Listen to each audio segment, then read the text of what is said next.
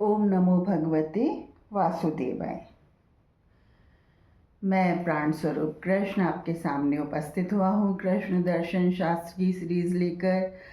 आज का चैप्टर है 123 और अब मैं आपको भयावह विषय न लेकर अब मैं आपको ज़िंदगी के विषय लेता हूँ, ज़िंदगी के विषय समझा रहा हूँ। और आज के चैप्टर का शीर्षक है वर्तमान में जिए। वर्तमान में जिए। हमें जीवन कैसे जीना चाहिए? क्या हमें जीवन भविष्य की चिंताओं से युक्त होकर जीना चाहिए? क्या हमें भविष्य की ज़्यादा चिंता करनी चाहिए और भविष्य का सोच सोच कर क्या अपना जीवन व्यर्थ करना चाहिए या उसके प्रति भय आतुर रहना चाहिए? नहीं ना, जीवन ऐसे नहीं जिया जाता कि कल को जो कोई त्रासदी होने वाली है उसका भय लेकर हम आज के दिन में जिएं या आज जिएं या वर्तमान में जिएं। जीवन अतीत में भी नहीं जिया जाता कि अतीत की सोच सोच कर हम पिछली बातों पे हम उस पर तनावग्रस्त रहें या कुंठाग्रस्त रहें या अपने अस्तित्व को नकारते रहें। जीवन हमें आज में जीना है, आज में जीना है और आज हमें प्रसन्नचित्त रहना है, खुश रहना है। तो जीवन हमेशा वर्तमान में जिए। जीना बहुत आवश्यक है क्योंकि अगर हमारा अस्तित्व है तो हम जिएंगे, जीते हैं।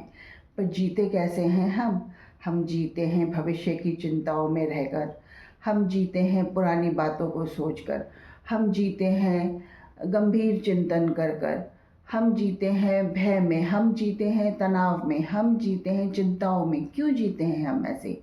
हम खुश होकर क्यों नहीं जीते वर्तमान में? हम अपने अस्तित्व में क्यों नहीं जीते वर्तमान में?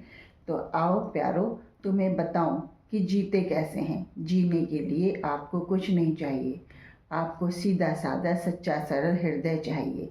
और हृदय में आप उतरते कब हैं? आप उतरते ही नहीं। आप तो बस माइंड कॉन्शियसनेस में रहते हैं और भागते रहते हैं। और कभी वक्त मिलता है तो मन की मौज मस्ती सैर सपाटा कर लिया। लेकिन एकांत में समय देना ज़रूरी है। एकांत में कम से कम 15 मिनट देना बहुत ज़रूरी है, जिसमें आप अपने बहुत करीब आ जाएं और सोचें कि मेरी ज़िंदगी की प्रणाली, मेरी लाइफ स्टाइल ठीक तो चल रही है ना? मैं ठीक तो हूँ ना? मेरा अंदर का मैं खुश तो है ना?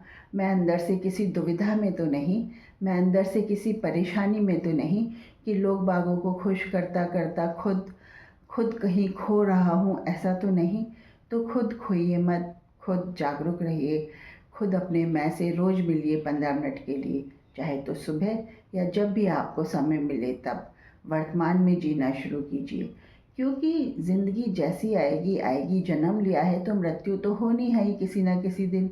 अब जैसे होनी होगी हो जाएगी, लेकिन आप अपना आज सुधार लें। हम अपने आज में हम खुश रहें, अपने आज में हम प्रसन्नचित्त रहें।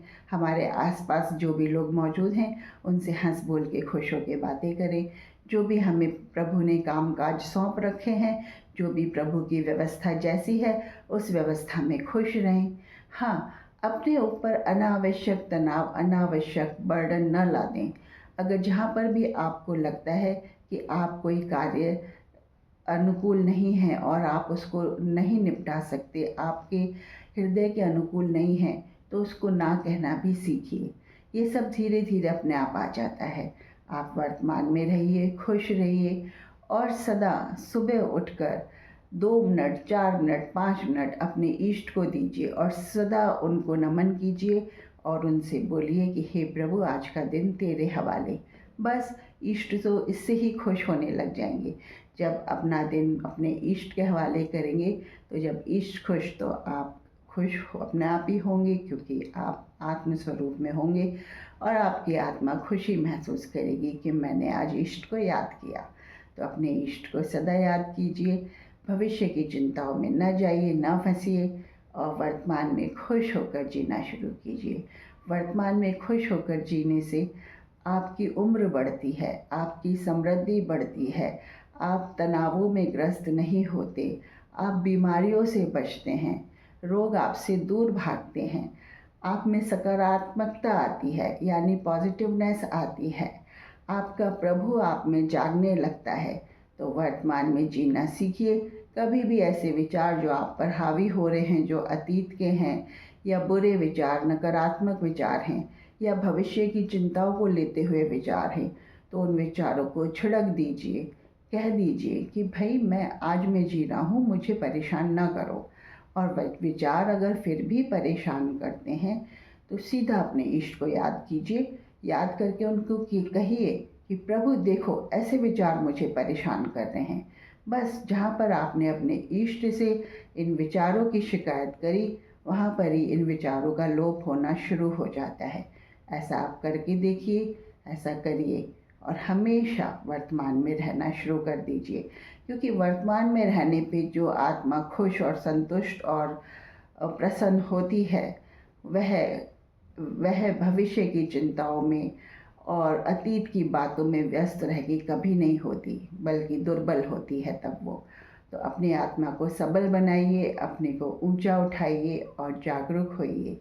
और हाँ, ये सारी सारी कृष्ण दर्शन शास्त्र की सीरीज़ आपको हृदय क्षेत्र में लाने के लिए ही बनाई जा रही है।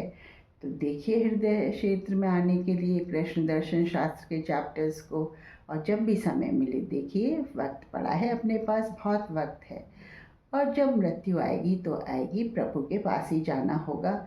जो व्यक्ति ऐसे ग्रंथों को पढ़ ले, ऐसे सीरियल्स देख ले, उसको मृत्यु से क्या घबराना। तो मृत्यु की चिंता ना करिए और आज में जिए, आज में वर्तमान में जिए। और वर्तमान में जीकर अपने आप को और अपनी आत्मा को निहाल कीजिए, अपने परिवार को निहाल कीजिए। आज में जिए, हमेशा आज में जिए। जय श्री राधे।